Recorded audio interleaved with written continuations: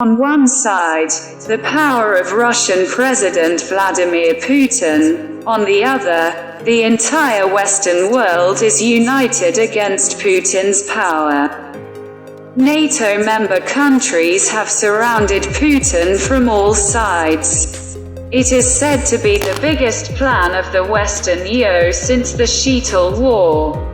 500 days have passed since the Ukraine-Russia war.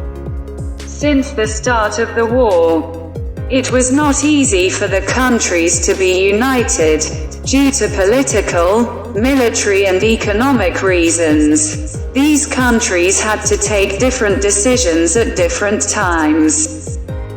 The NATO conference around which the war in Ukraine has started in the country of Lithuania. And the members of the alliance are planning to become a coalition against Russia in addition to discussing the issue of Ukraine's membership in the world's most military alliance. But what is sitting? There will be Vladimir Putin. Is Putin a sitting man? He is keeping a watchful eye on the NATO summit.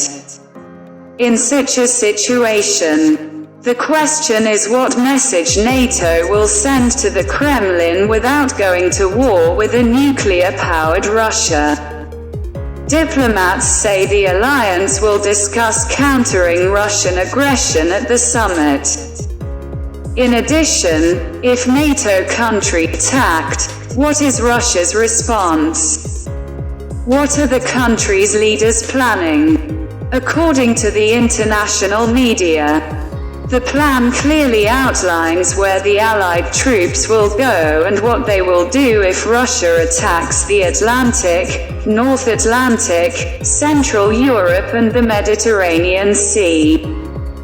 The Western world is so desperate that Ukraine's president, Volodymyr Zelensky, is scheduled to attend the conference despite not being a NATO country.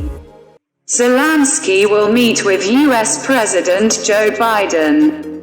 Although the Western world is still reluctant to join the alliance for fear of Putin. Joe Biden says, "I don't think there's a consensus right now on whether or not to join NATO in the middle of the Ukraine war. We are at war with Russia over Ukraine's NATO accession." On the other hand, Turkey President Recep Tayyip Erdogan has finally agreed on Sweden's accession, ending a year of drama.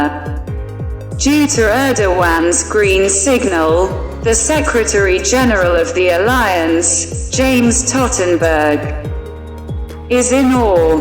After Finland's accession, the number of regular troops in the NATO forces increased to more than 2.5 million. The alliance has reduced the number of Sino's presence in additional countries.